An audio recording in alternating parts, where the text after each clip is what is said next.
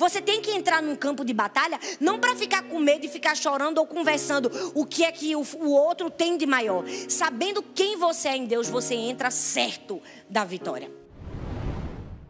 Uma vez eu ouvi um professor dizer que todas as vezes que ele lia o livro Dom Casmurro, que é um clássico da literatura, ele sempre descobria uma faceta nova, descobria algo novo. E a Bíblia é assim, na verdade a Bíblia é muito mais do que isso. A Bíblia é um conjunto de tesouros. Você vai ver que você talvez pode ter uma caminhada longa cristã e já deve ter lido o mesmo texto centenas de vezes.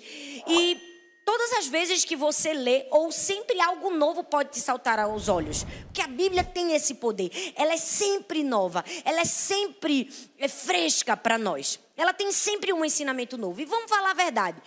Se tem uma história na Bíblia que a gente pode tirar muitas lições, é a vida de Davi.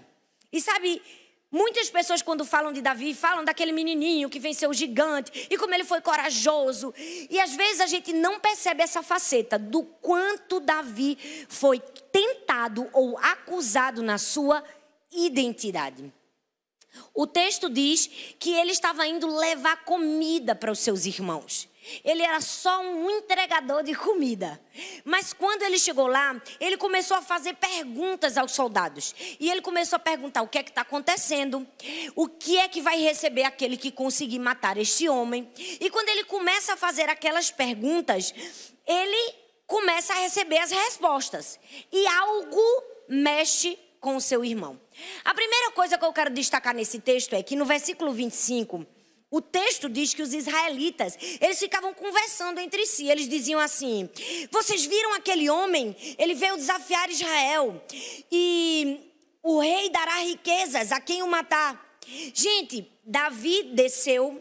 E quando ele começa a conversar com os soldados, ele conversa com pessoas que tinham aparência de força.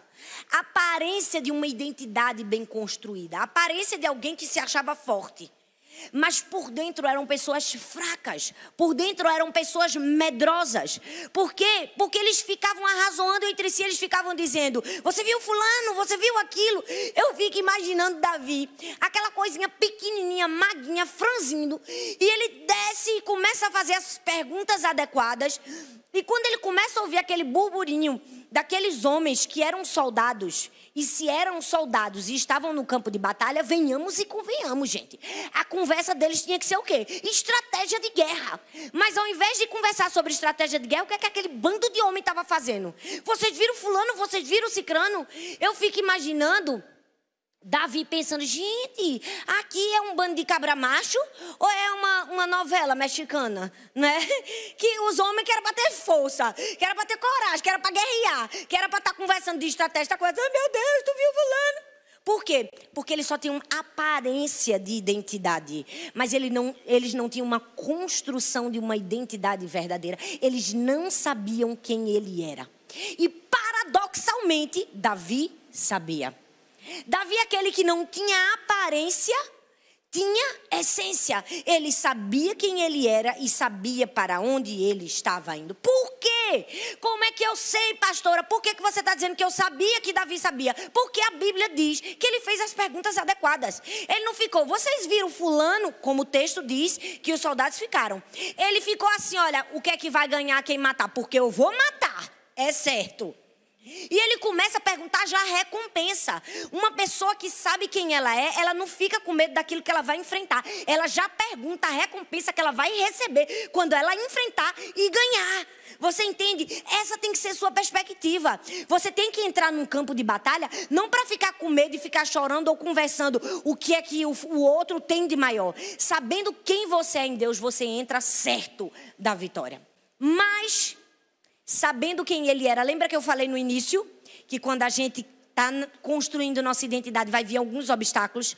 O primeiro obstáculo que veio foi alguém para minar a sua identidade. E quem foi essa pessoa? O próprio irmão de Davi, Eliabe. Eliabe perguntou: com quem você deixou as poucas ovelhas? Com quem você deixou aquele seu pouquinho rebanho? Sabe, é incrível ver o tanto que Davi conhecia quem ele era. Eu fico impressionada com essa história, gente. Porque no meio de tantas pessoas covardes e com tanto medo, chega Davi, um entregador de comida. Sinceramente, gente, eu gosto muito dos entregadores de comida, porque eles trazem uma coisa muito boa, né? Comida.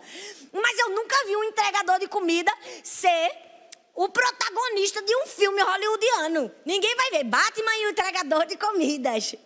Mas Davi vem para quebrar os paradoxos. Ele vem para um simples entregador de comida se transformar no herói.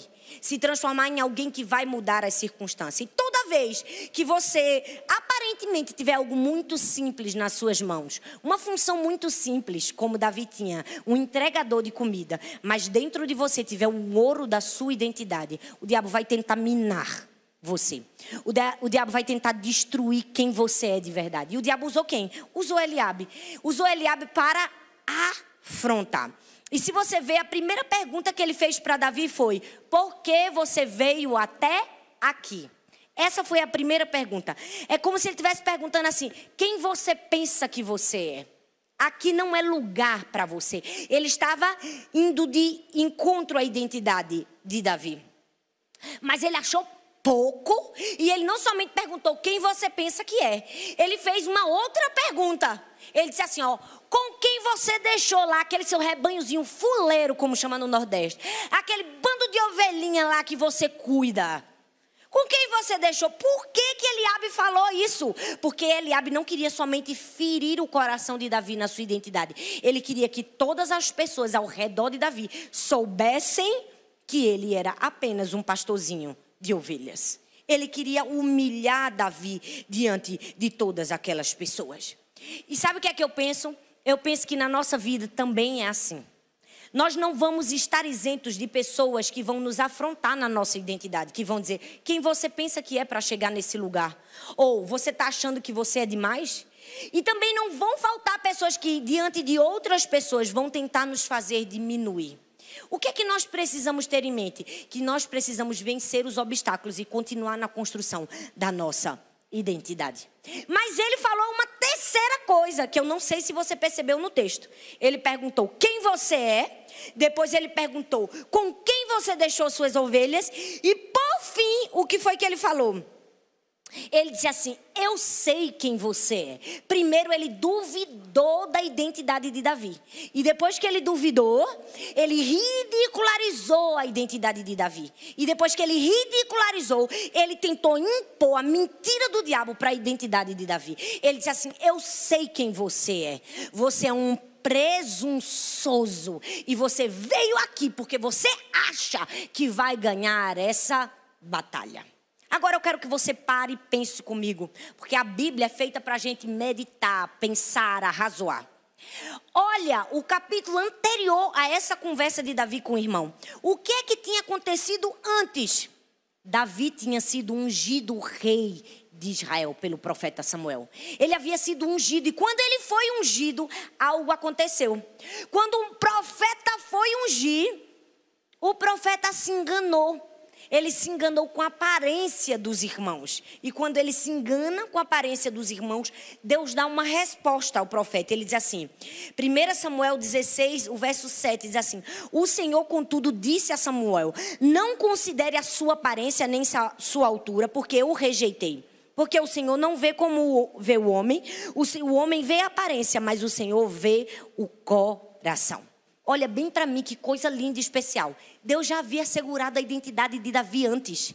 Deus já tinha dito: olha, Davi, eu escolhi você, porque o profeta poderia até ter visto a identidade, a aparência das outras pessoas, mas eu conheço o teu coração. Eu conheço o teu coração, porque você tem um coração e uma identidade especial. Eu escolhi você para ser o rei. Aí o que é que o diabo faz? Ele tenta deturpar o que Deus já disse ao nosso respeito.